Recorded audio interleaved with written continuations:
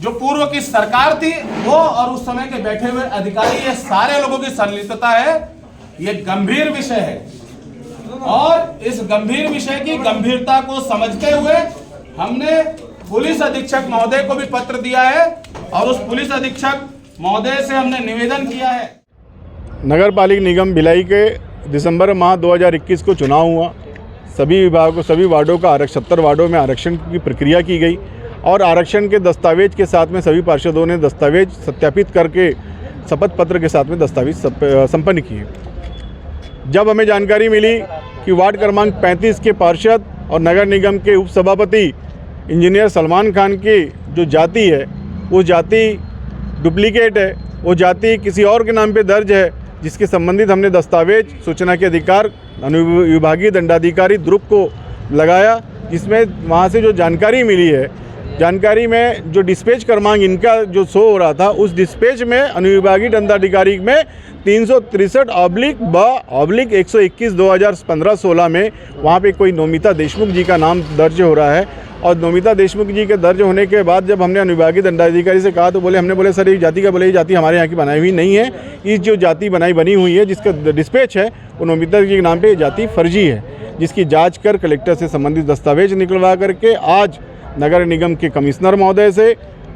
संभागायुक्त महोदय से, कलेक्टर से, संचालनालय से नगर पालिक निगम अधिनियम के तहत कार्रवाई करते हुए उनके ऊपर तत्काल कार्रवाई की जाए और भारतीय दंड संहिता की जो अपराध है, जो पुलिस एक्ट होता है, धारा 470, 420, 600, 467, 69, 70 के तहत में पुलिस एक्ट के तहत कार्रवाई की जाए, जो कि भविष्य में किसी भी प्रकार की ऐसी स्थिति ना हो। मैं आपके चैनल के मार्फत से नगर पालिक निगम के आयुक्त जी से मैं निवेदन करना चाहता हूं, सभी 70 पार्षद अगर कोई भी किसी भी आरक्षण वास्ते आता है तो सबकी जांच करवाई जाए, क्योंकि नगर निगम अपने आप में एक सरकार है। नगर निगम के ऐसे लोग, ऐसे झूठे लोग, ऐसे फर्जी लोग बैठेंगे तो नगर निगम की गोपनीयता भंग होने का डर है। आप सभी पद पार्षदों की जाति की जाँच कराइए। एक गंभीर प्रकरण आज सामने आया है। हम लोगों को कुछ समय पूर्व एक जानकारी आई कि 22 मार्च 2021 के स्थानीय निर्वाचन का जो आरक्षण हुआ था, उस आरक्षण के विरुद्ध जाकर के कई लोगों ने फर्जी जाति प्रमाण पत्र लगा करके उस निर्वाचन में भाग लिया है और पार्षद के पद पर बने हुए हैं। तो इस जानकारी को गंभीरता से लेते हुए हम लोगों ने कुछ कागज़ों को निकालने की कोशिश की, कुछ डॉक्यूमेंट इकट्ठा करने की कोशिश की। तो एक ये बड़ा प्रकरण सामने में आया है नगर निगम भिलाई के अंतर्गत वार्ड क्रमांक 35 शारदा पारा, जो आरक्षण की प्रक्रिया में अन्य पिछड़ा वर्ग के लिए सीट के लिए आरक्षित था, उस वर्ग को अधिकार देने के लिए आरक्षित था। उस सीट से जो अभी वर्तमान में वहाँ के पार्षद हैं मोहम्मद सलमान आत्मज, मोहम्मद सुभान, इन्होंने कूट रचित दस्तावेजों का उपयोग करते हुए अपने निर्वाचन के साथ जो जाति प्रमाण पत्र प्रस्तुत किया था और उस जाति प्रमाण पत्र का अंक के आधार पर, उसका नंबर के आधार पर वहाँ से अनुविभागीय दंडाधिकारी दुर्ग से जारी होता है। तो हम लोगों ने सूचना के अधिकार में जब उसकी कॉपी मांगी तो उस रजिस्टर में 363/12 इस नंबर पर जो जाति प्रमाण पत्र जारी हुआ है वो किसी नोबिता देशमुख का है। जब इस क्रमांक पर दूसरे व्यक्ति का जाति प्रमाण पत्र जारी हुआ है तो एक नंबर पे 2 व्यक्तियों के जाति प्रमाण पत्र ये किसी नियम में है नहीं और हो भी नहीं सकता, ये संभव नहीं है। तो इससे ये स्पष्ट हो गया है कि इन्होंने जो जाति प्रमाण पत्र प्रस्तुत किया था वो फर्जी है और कूट रचित दस्तावेजों का उपयोग करते हुए उन्होंने अन्य पिछड़ा वर्ग के लिए जो आरक्षित सीट थी, जो शासन की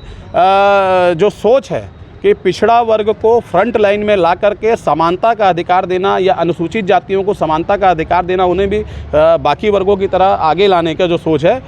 उस समाज के अधिकार का हनन किया है। और इसलिए हम लोगों ने पुलिस अधीक्षक महोदय को आवेदन दे करके इनके विरुद्ध 420, 467, 468 और 471 के तहत मामला पंजीबद्ध करने के लिए आवेदन किया है। साथ ही साथ संभागायुक्त और शासन को भी हमने पत्र दिया है कि ऐसा व्यक्ति जो अभी वर्तमान में उपसभापति के पद पे भी आसीन है